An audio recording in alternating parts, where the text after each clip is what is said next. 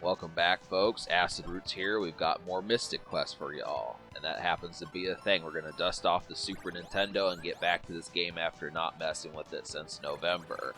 So basically, we left off with this crab enemy, which is like the precursor to the Ice Pyramid, which is the next area. And if you have not played this game and don't know what's coming, strap yourself in, because we're basically going to be in like this Ice Pyramid phase for a while. That's kind of the concept there. Is it took me over an hour to get through with this dungeon, and I recorded it, and I actually skipped some battles in this episode. This is the first time I've had to do that, because we've been kind of light on like the battles up to this point, but later on there's at least 25-30 battles that you're probably going to engage in besides the boss character in the next dungeon. So it's kind of like, at least in the format of watching this on a YouTube video, I suppose. I mean, most RPG YouTubers that do this sort of thing will sniff out a couple of the battles, but this I'm not gonna sniff out every single one, but just enough to kind of keep it underneath the time limit. I just kind of figured, you know, I could have made this episode shorter. I mean, it's basically right at the 15-minute mark where I like my videos to be, but if I would have snipped like another battle, you would have had like maybe 14 minutes and 15 seconds, something like that. So it's, I mean, if you want a longer video, then there's going to have to be the random battles, but that's kind of, well, not really random. You can see the enemies. I mean, if you get the item, you'll be able to see the enemies, so it won't be random battles, but just watch what I do and you'll be able to figure out how you can see them. I mean, they're, at least in that dungeon. I don't know if other dungeons are going to do that, I don't remember, but, so yeah. I do like these animations that the boss characters have as they start to get injured. It's a nice extra effect.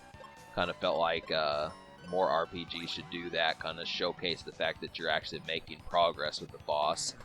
I used to think when I was younger, I liked the fact that RPG character or boss characters would have like 50,000 HP and stuff, just to kind of see. I mean, it's just the concept of leveling up in so many senses. You know, portraying like certain things towards like video games and stuff just has a nice touch towards it, just to kind of say like, you know, but it's interesting. So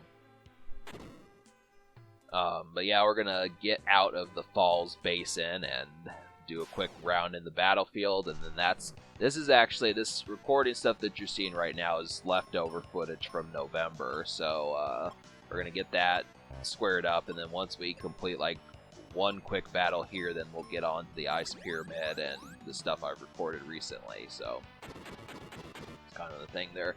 I really don't feel like doing these battlefields. I mean, I thought about it, but I mean, it is good to do them. I mean, don't ignore them entirely, but if it gets too monotonous and tedious, it's kind of like, you know, you want to just kind of space them out, because I know obviously you don't get much money in this, and you basically have to backtrack back to the first town where you don't get charged to use the beds and the inns. So it's just kind of, yeah, I just would have to say it's just up to you how you would want to do these battlefields. But I know, I mean, this game has like a real repetitive feel to it, but it's fun. That's the concept behind it, is it can get repetitive for like certain sorts, but then in some cases it's like, hey, this is kind of addictive, so it's your choice in that.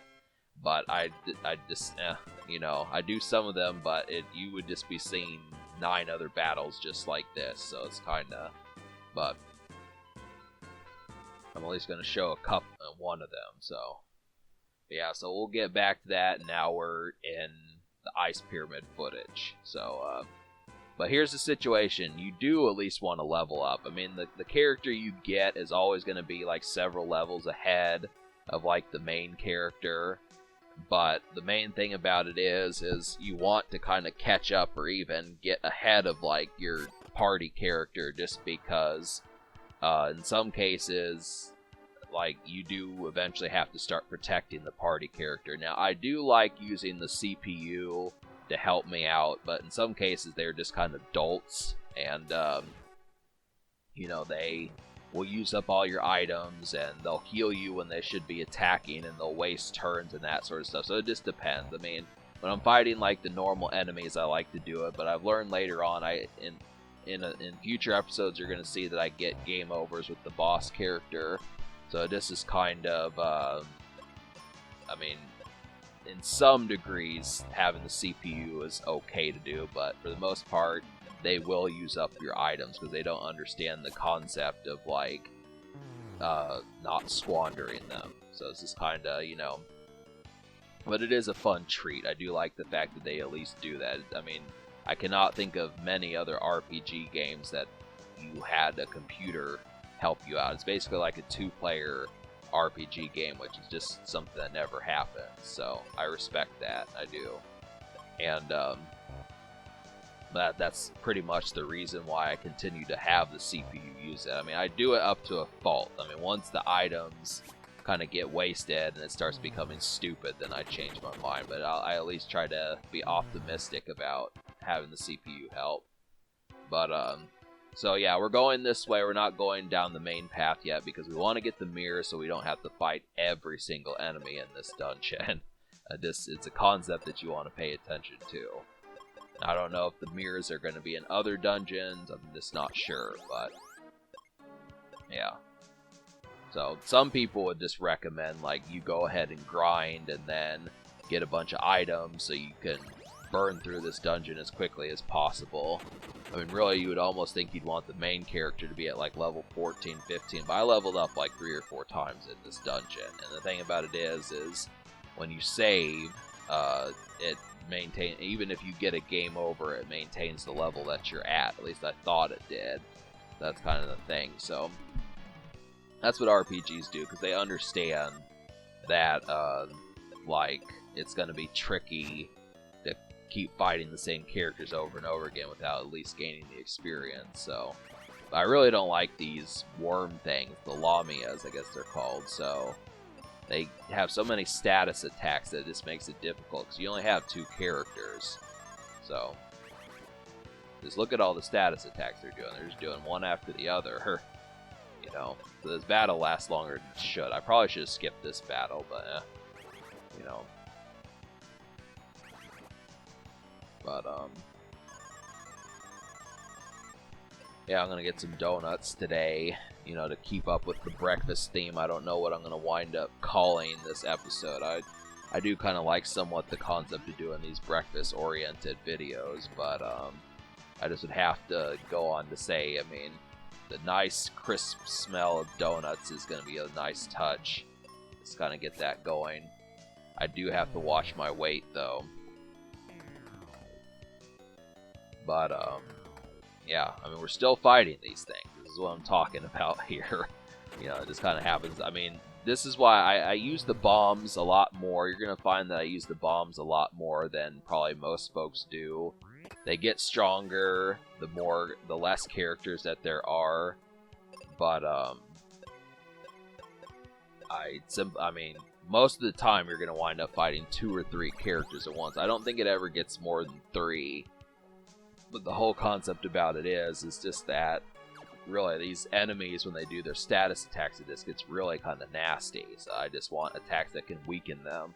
But later on, there's going to be characters that can heal themselves. So they will heal themselves if you don't one-shot them, or at least knock them out quickly.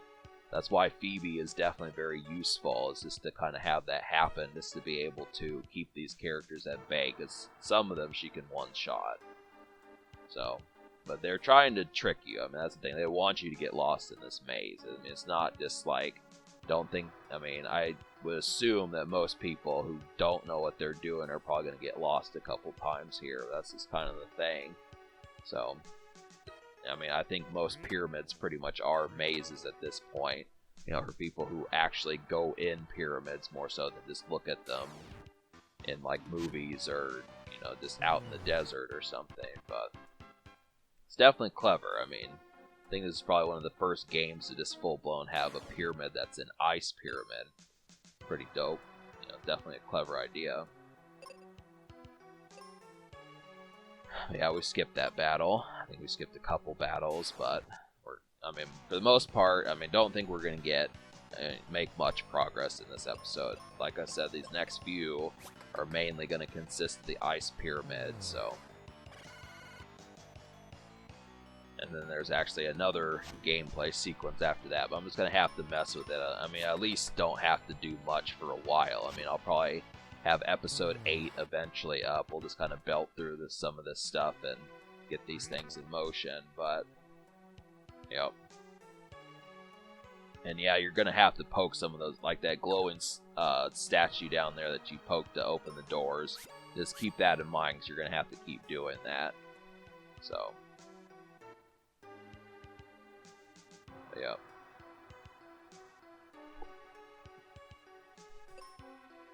I need to get back to Tomb Raider. Just have kind of taken somewhat of a break from that, too. Yep, I gotta get back to Tomb Raider and stuff and get that in motion and have some fun with these. I'm almost trying to think of what next PlayStation game. I want to get some more episodes of Final Fantasy VII out, too. I mean, we're at the point of the military town in that game, so I've got more stuff up my sleeve there. But the thing about all these games that I'm doing is they're just lengthy. That's the thing. And it's not lengthy like in the sense that it's tedious, but just kind of like, you know, it does require a skill set. I mean, the people who beat these games back in like 2008, 2009 really had a nice skill set about them, just because, I don't know, it just feels like people subscribe to those people back then just because they were the first ones that did it. But I just have never liked that approach that the first person to do something is always the one who's most rewarded. Because you look at it, I mean, there's how many different concepts about playing games. I mean, I could get on this whole tangent about it, but I do think most people should want to watch more than just one playthrough of a game. You know, I believe in Let's Plays. I definitely do. I definitely believe in the concept of just messing with games like Tomb Raider, Final Fantasy, Crash Bandicoot, those type games, Super Mario, all them. Metal Gear. But yeah, these mages are the ones that heal themselves, so you want to knock them out pretty quick. Definitely, if you are not having Phoebe have the CPU control her, I would definitely recommend having Phoebe knock out the mages pretty quickly, because they'll just heal and they'll keep doing crap, and it's just bullshit and it's annoying. So, and then the snake things, I mean, those are bastards too, so that's another thing there. But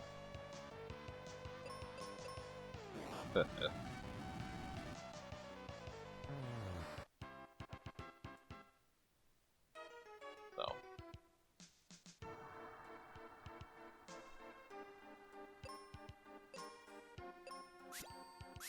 yeah.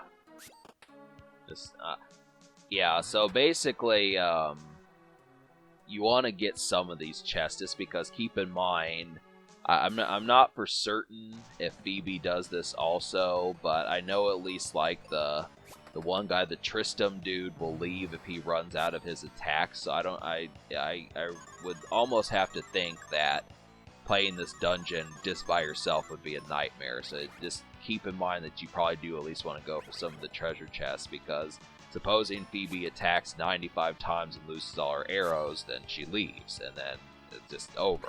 For the most part, that's just, there's nothing you can really do if you get put to sleep every other turn. It's just, the best course of action is just to have both party members, so you do need to periodically get some of the chests. I mean, I can't confirm each and every one's going to have it, but most of the time they're going to have either like bombs or arrows or something like that, so it's just recommended. It's one thing you have to pay attention to, so. But that's another reason why you don't want to use CPU too much. I mean, I do it, but it's just kind of, because you have to look across and try to find the chests and stuff, so.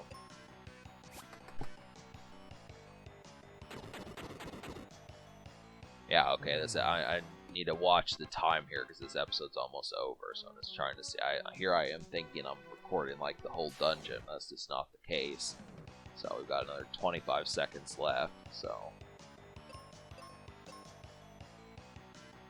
Yeah, just basic battles, you know, we're just getting this out of the way. I mean, this dungeon is really not too terrible, you just have to be patient with it, it's the main thing there.